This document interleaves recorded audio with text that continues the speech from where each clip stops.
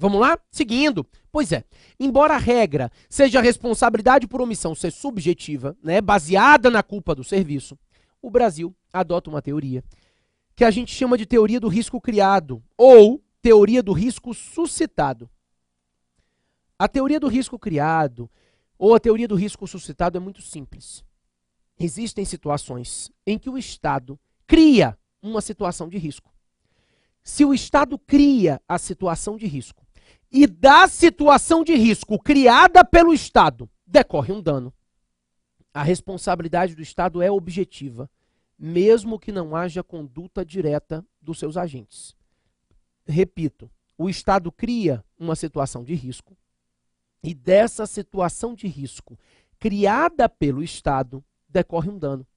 Nesses casos, ainda que não haja conduta direta do agente público, a responsabilidade é objetiva em virtude do risco que ele criou. Vou dar um exemplo, o básico, né? Um preso mata o outro na prisão. Se um preso mata o outro na prisão, houve conduta de agente público? Não. Quem matou foi um preso, quem morreu foi outro. Não há nenhuma conduta de agente. A gente está diante de uma situação em que morreu um preso, matou outro preso, não há conduta de agente público. Mas a situação presídio é uma situação de risco criada pelo Estado. No momento que o Estado cria essa situação de risco presídio, ele acaba se responsabilizando objetivamente por todos os danos que decorram desse risco. Como ele criou uma situação de risco, ele se responsabilizou objetivamente por todos os danos decorrentes desse risco que ele criou. Isso, pessoal, é a responsabilidade pelo risco criado, né? Imagina o seguinte, imagine que o preso foge do presídio e na fuga ele assalta a casa do lado. O Estado responde objetivamente, porque a situação presídio é uma situação de risco à vizinhança. E não vem me perguntar se o presídio veio antes ou depois, porque isso não é relevante. O que me importa é que a construção do presídio, ela enseja um risco à vizinhança desse presídio. Claro, um monte de marginal, tudo preso num lugar fechado, é risco. E não venha me dizer que é lícito, porque a gente já superou há muito tempo essa questão da licitude, né? É lícito, mas é risco. E como o Estado criou essa situação de risco à vizinhança, ele se responsabiliza objetivamente por qualquer dano que decorra dessa situação de risco que ele criou. Nesses casos, a responsabilidade é objetiva, tá? Objetiva em virtude do risco suscitado. Vou te facilitar a vida. A doutrina brasileira costuma dizer que essa teoria do risco criado, ou teoria do risco suscitado, ela se aplica todas as vezes que o Estado tiver alguém ou alguma coisa sob sua custódia. Sempre que o Estado tiver alguém ou alguma coisa sob sua custódia, ele está se tornando garantidor daquela situação de custódia. E ele responde objetivamente por todos os danos que decorram da situação de custódia. Seja de pessoas, seja de coisas. Então a gente pensa em preso, mas imagine duas criancinhas numa escola pública. Ah, criancinhas ótimas. No recreio da escola pública, um pega a lapiseira, enfia no olho do outro e arranca. O Estado responde objetivamente.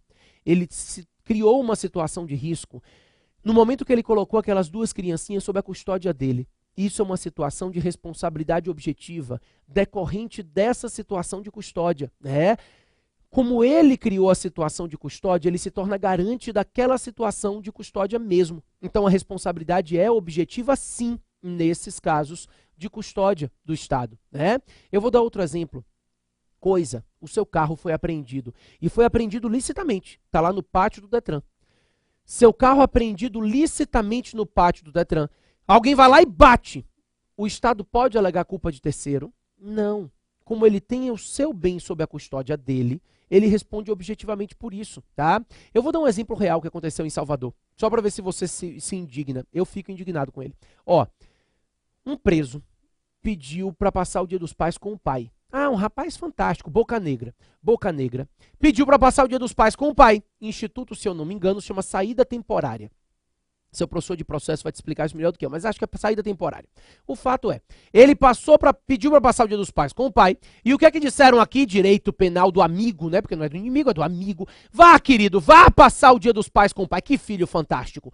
Pode ir, vá que eu tô te vendo. Pronto. O sujeito saiu no sábado, passou no Iguatemi, no shopping, certamente para comprar o presente do pai. Encontrou uma mãe e uma criança, pegou as duas, botou no carro, estuprou a mãe e a criança, matou a mãe e deixou a criança no carro. O Estado responde objetivamente. No momento que ele pegou esse preso e mandou esse preso ir para a sociedade, preso ainda, né, sob a custódia do Estado, para visitar o pai, o Estado criou uma situação de risco. E ele acaba se responsabilizando objetivamente por todos os danos que ele enseje nessa situação de risco. O preso causou o dano sob a custódia do Estado. Ele não estava preso, mas ele estava sob a custódia. O Estado disse assim, ó, pessoal, fique tranquilo, porque ele está sob minha custódia. Eu confio nele, ele é uma pessoa fantástica, estou de olho, né? Então o Estado se responsabiliza objetivamente nessas situações, tá bom? Maravilha. Daí, pessoal, vou dar 2 exemplos. E desses 2 exemplos a gente vai chegar a uma conclusão importante. Eu vou aprofundar aqui o máximo que a gente pode, tá? Se eu colocar o nome da teoria agora, você chora. Então, primeiro, preste bem atenção nos exemplos para depois você conseguir entender comigo. Primeiro exemplo. Um preso saiu para correr no pátio, né? No horário de recreação dele. Saiu para correr no pátio. Caiu um raio na cabeça dele e ele morreu. A família do preso resolveu pedir uma indenização, porque o preso morreu. E, obviamente, o Estado alegou o quê? Caso fortuito e força maior, querido. Um raio na cabeça dele podia cair em todo lugar. Eu não tenho jeito a dar. Segundo caso, uma moça foi visitar o namorado dela no presídio. Isso, um rapaz fantástico. Ela foi visitar ele no presídio. Daí, houve uma rebelião no presídio. E essa moça foi pega como refém. Os presos, os coleguinhas dele, abusaram sexualmente dela. E ela resolveu pedir uma indenização do Estado. O Estado alegou, sabe o quê? Caso fortuito e força maior. Nunca tinha havido uma rebelião nesse presídio. Foi uma situação inesperada, uma situação fortuita, que saiu do rotineiro. Preste atenção que nunca tinha havido uma rebelião naquele presídio. O Estado não tinha nunca como imaginar. É uma situação imprevisível, caso fortuito, tá? Primeiro caso. Um raio caiu na cabeça do preso. Houve caso fortuito e força maior? Houve. O Estado responde? Não, não responde. Segundo caso, a moça foi abusada sexualmente pelos presos. Houve caso fortuito e força maior na rebelião? Houve, claro. O Estado responde? Responde. Sabe por quê? Porque nessas situações de custódia, nós vamos dividir os casos fortuitos em fortuito interno e fortuito externo. O fortuito interno é aquela situação inesperada, né, imprevisível, inevitável, mas que decorre logicamente da situação de custódia. É uma situação interna. Ele decorre, né, ele é uma decorrência lógica da situação de custódia. Nesse caso, o Estado responde. O fortuito externo não. Ele é uma situação imprevisível, inesperada, inevitável, e ele é absolutamente alheio à situação de custódia. Ele acontece independentemente da situação de custódia. A ideia é que nessas situações de custódia, só haverá exclusão da responsabilidade nas situações de fortuito externo, aquelas situações fortuitas que não decorrem em nenhuma hipótese da situação de custódia, tá? O que eu chamei de fortuito interno, a doutrina chama de caso fortuito. E o que eu chamei de fortuito externo, a doutrina chama de força maior. Tá? Então, é por isso que de vez em quando você ouve alguém que diz assim, nas situações de custódia, só haverá exclusão da responsabilidade pelas razões de força maior. O caso fortuito não. Perfeito. Tá? Pessoal, isso que você acabou de entender, eu já expliquei, você já entendeu. Isso se chama teoria da conditio sine qua. A teoria da conditio sine qua é exatamente isso aqui. É a ideia que nas situações de custódia, para que haja responsabilização do Estado, você precisa demonstrar que a custódia é uma condição sem a qual o dano não ocorreria. A custódia é uma condição sem a qual não haveria o dano. O raciocínio é esse. Para que haja uma situação de custódia, você precisa demonstrar, ou para que haja responsabilização do Estado, basta você demonstrar que a custódia é uma condição sem a qual não teria dano. Sem custódia não teria rebelião. Ela poderia ter raio na cabeça do sujeito. E aí, nesse caso, a custódia é uma condição sem a qual o dano não ocorreria. Estamos entendidos? Maravilha. Pessoal, Com isso entendido, eu quero que você saiba que na responsabilização da custódia, a gente teve um julgamento em 2013 do STJ que, a meu ver, quebra tudo isso que a gente conversou. A gente vai manter todo o nosso entendimento, mas a gente vai guardar uma exceção na cabeça. Se a prova lhe falar sobre a jurisprudência do STJ, no ano passado o STJ entendeu que o preso que se suicidou na prisão enseja a responsabilidade objetiva do Estado. Tá? A meu ver, isso é uma situação de fortuito externo. Ele se suicida onde ele quiser, independentemente da custódia. Mas, para fins de prova, mantenha a teoria da conditio sine qua, mantenha a responsabilidade pela custódia, tudo igual. Só que saiba que o preso que se suicida na prisão enseja a responsabilidade objetiva do Estado. O STJ passou a entender que o suicídio de preso gera responsabilidade objetiva do Estado. Estamos entendidos? Bacana. Daí, pessoal, o que a gente aprendeu? A vítima cobra do Estado, o Estado cobra do agente. Aprendemos um pouquinho mais, que quando a vítima cobra do Estado, ela não precisa demonstrar nem o dolo e nem a culpa, porque a responsabilidade do Estado é objetiva. Agora, quando o Estado cobra do agente, ele vai ter que demonstrar que esse agente público agiu ou de forma dolosa ou de forma culposa, porque a responsabilidade do agente é uma responsabilidade subjetiva. Para começar, isso é uma garantia da vítima. Ninguém discute. Porque a garantia vai cobrar do Estado. A vítima tem a garantia de cobrar do Estado. O Estado é solvente, né? Claro, devo, não nego, pago na ordem cronológica, mas ele é solvente. Às vezes o agente é um pé rapado, né? Também a vítima tem a garantia de não discutir dolo e culpa, o que facilita a dilação probatória para ela na ação, né? A pergunta é, se a vítima quiser, ela pode abrir mão dessa garantia e cobrar diretamente do agente, sim ou não? A matéria é controversa. A matéria é controversa, mas eu quero que você entenda o seguinte, o STF entende que não. Esse é o entendimento que a tendência que a sua prova cobre é essa, tá? O STF entende que não. E o STF criou uma teoria que a gente chama de teoria da dupla garantia. A dupla garantia é muito simples.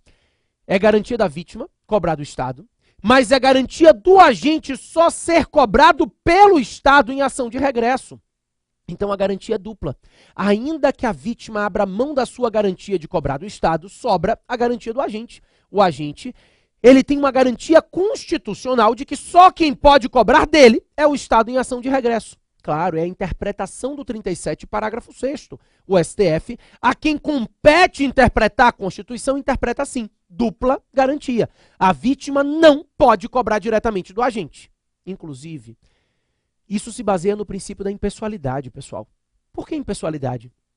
Porque quando o agente público causou o dano, não era a pessoa do agente que estava atuando. Quem estava atuando era o Estado por meio dele. O princípio da impessoalidade a gente conversou muito na primeira aula, aliás, na primeira aula do módulo 1, né? E eu disse a vocês que a gente tem que raciocinar direito administrativo com base nesses princípios. Por isso, quando o agente público praticou o ato, não era a pessoa do agente que estava atuando. Quem estava atuando era o Estado por meio desse agente. Nesse caso, a responsabilidade não pode ser exigida do agente porque a vítima estaria imputando a conduta diretamente ao agente e não ao Estado. Tá bom? O STJ, no ano de 2013, proferiu uma decisão dizendo que a vítima pode cobrar do Estado. A matéria não é pacífica. Repito, tá? A tendência é que se adote o entendimento tradicional da jurisprudência de que a vítima não pode cobrar do Estado. Se a prova lhe perguntar o entendimento mais recente, o entendimento do STJ, a jurisprudência mais recente, a vítima pode cobrar do agente, sim. Se ela pode cobrar do agente, do Estado, dos dois em litisconsórcio. Agora, claro, se a vítima optar por colocar o agente no polo passivo da ação, aí ela vai ter que discutir dolo e culpa, tá? É uma opção da vítima. Ela estaria abrindo mão da garantia dela, então para cobrar do agente ela ia ter que comprovar o elemento subjetivo, o dolo ou a culpa do agente. O que não pode é a vítima cobrar do agente com critérios objetivos de responsabilização. Bacana? Maravilha. Daí a gente tem uma outra problemática que é ainda muito mais controversa. A questão é, tudo bem, então a vítima não vai cobrar do agente a princípio, vamos apagar aqui, a vítima cobra do Estado, e o Estado cobra do agente, em ação de regresso. Sabe qual é o problema? O artigo 70 do Código de Processo Civil estabelece que toda vez que houver o direito de regresso, é obrigatória a denunciação à lide para garantir uma economia processual. O artigo 70 do CPC estabelece que em todas as situações em que o direito de regresso for possível, é obrigatória a denunciação à lide. Como é que funciona essa denunciação à lide? Como é que ela é obrigatória? O raciocínio é simples. No direito processual civil, né, para particulares como um todo, se o sujeito não denuncia a lide, ele em si entende que ele está abrindo mão do direito de regresso. A denunciação à lide é assim, eu chego para o sujeito, querido, vem cá, me ajude a me defender aqui, porque se eu perder, eu já cobro de você aqui mesmo. Né? Então você chama o sujeito, o denunciado, para que ele participe da ação desde o início e, caso eu perca a ação, eu já denuncio a lide, já cobro dele ali mesmo, naquele mesmo processo. Isso gera uma economia processual. Logo, no entendimento do CPC, se eu não denunciar a lide, presume-se que eu estou abrindo mão do direito de regresso. Porque eu não posso optar por uma forma menos econômica se a legislação está me dando uma opção de uma forma mais econômica. Logo, a denunciação à lide é obrigatória. No direito administrativo, ninguém discute que ela não é obrigatória.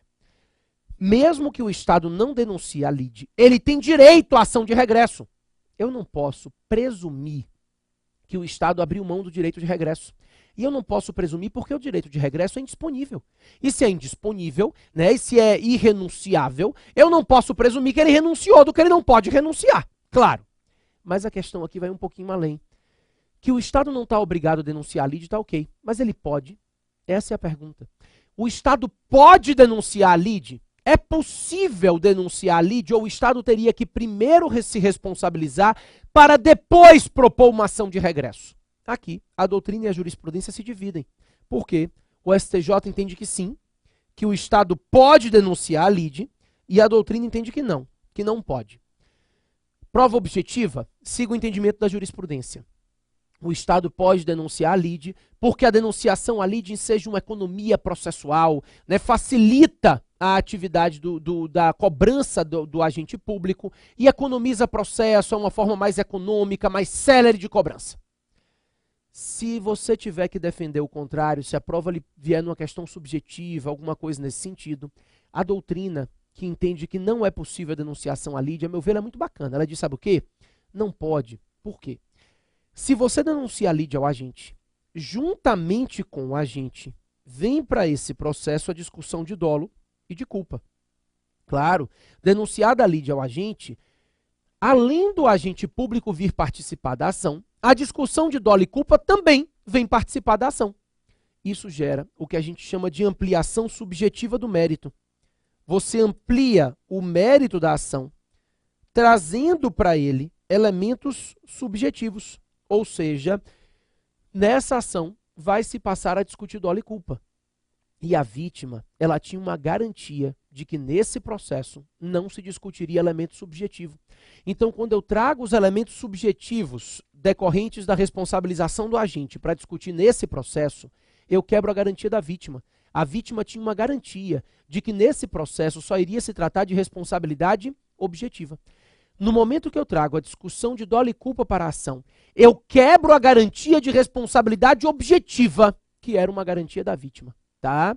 Por isso, não seria possível a denunciação à lide. O Estado primeiro responderia, para depois propor ação de regresso em face do agente. Bacana? Maravilha. Daí, pessoal, vamos lá. Eu tenho 4 coisas importantes para conversar com vocês. Eu basicamente terminei alguns pontos, mas eu tenho 4 questões importantes para a gente conversar para matar a responsabilidade civil. Primeiro, prescrição. Anota aí que essa é uma matéria interessante. Qual é o prazo de prescrição para a ação de reparação civil em face do Estado? 5 anos, 3 anos. Por que existe uma discussão acerca disso? Para começar, por que existe uma discussão? Vou te contar uma história. Olha que bacana a historinha. Preste bem atenção.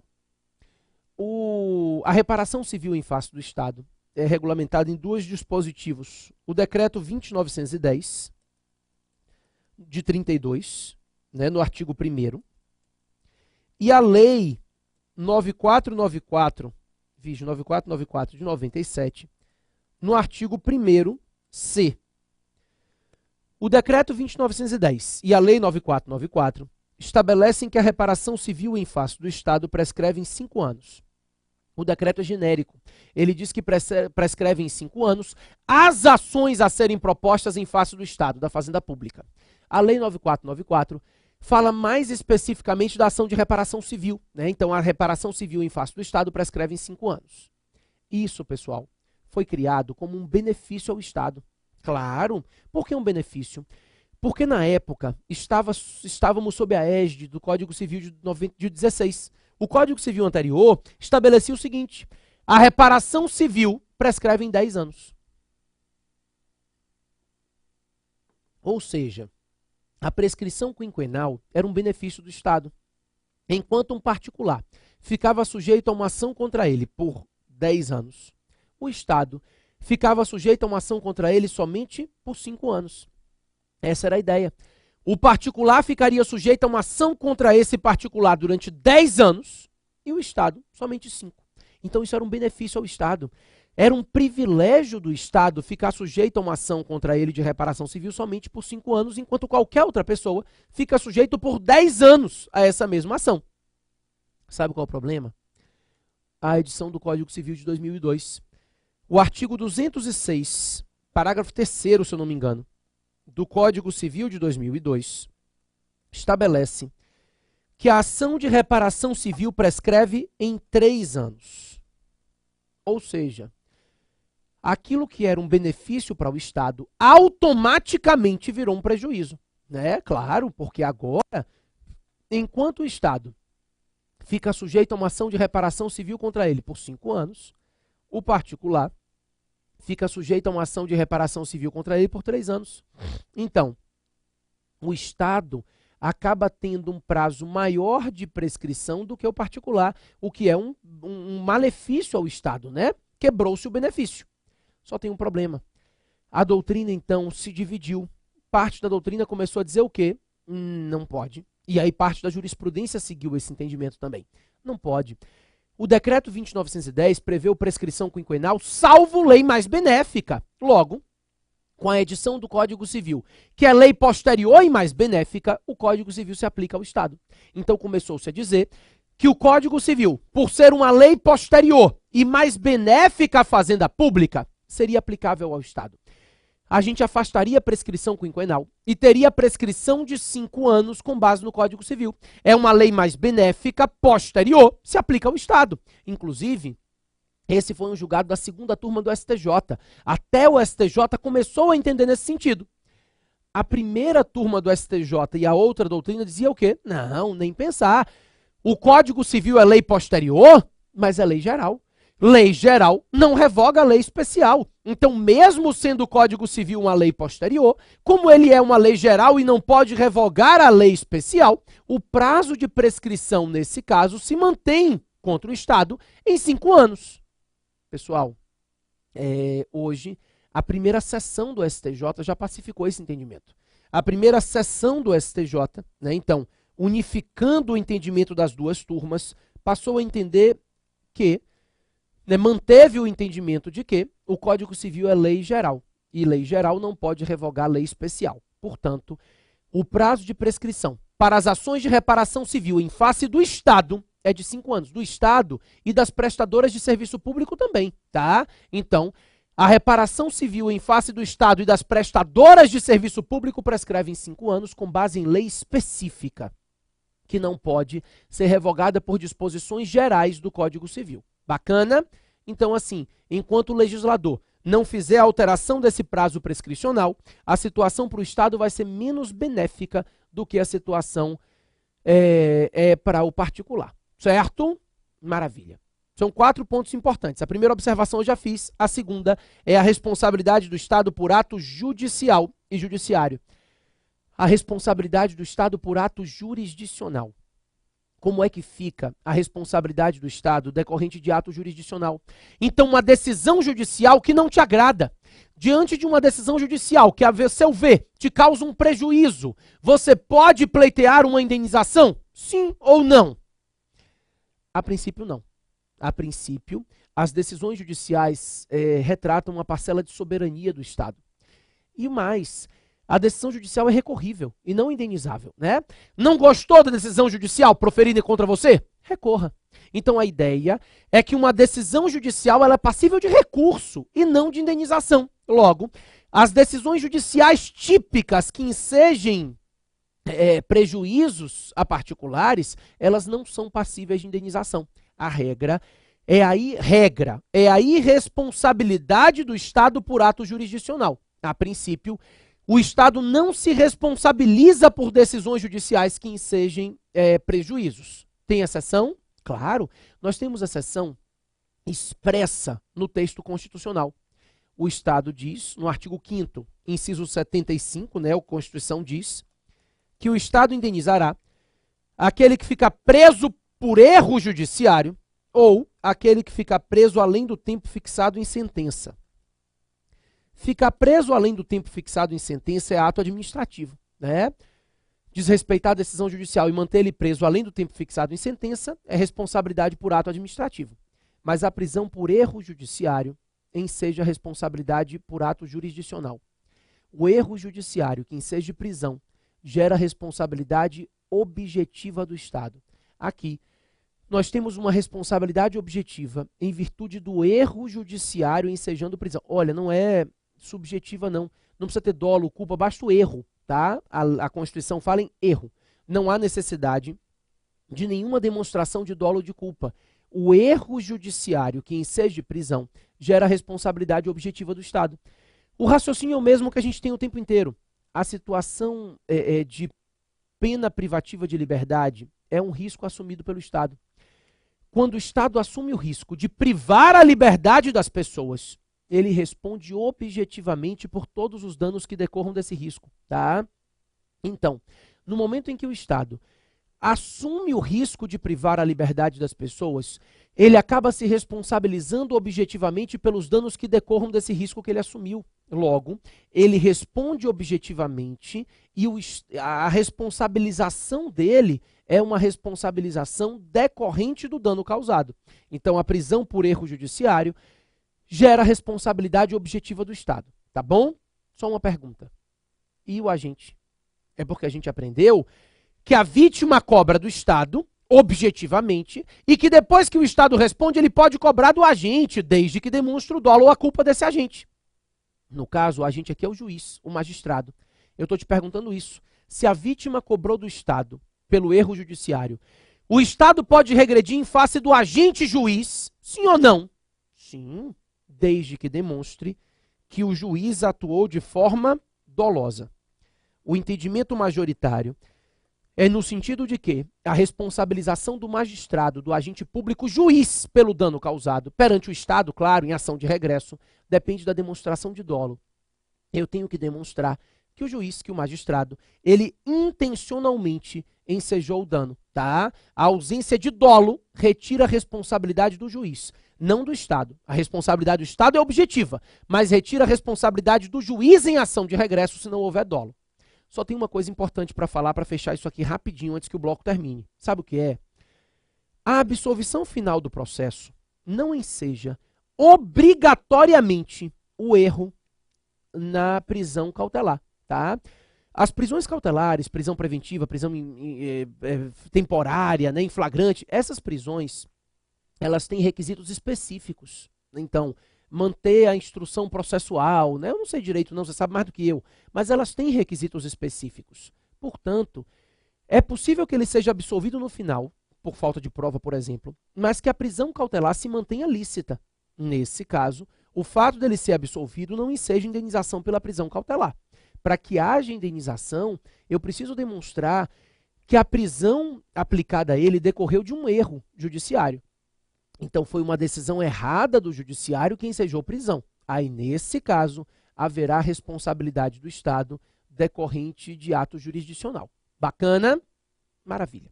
Pessoal, então, duas observações feitas, ato jurisdicional e prescrição. Preciso falar de responsabilidade por ato legislativo e responsabilidade decorrente de obra. 2 pontinhos rapidinhos e a gente volta daqui a 1 minutinho para falar sobre isso. Vou tomar um café e a gente volta para falar desse finalzinho daqui a 2 minutos, tá bom? Sai daí não.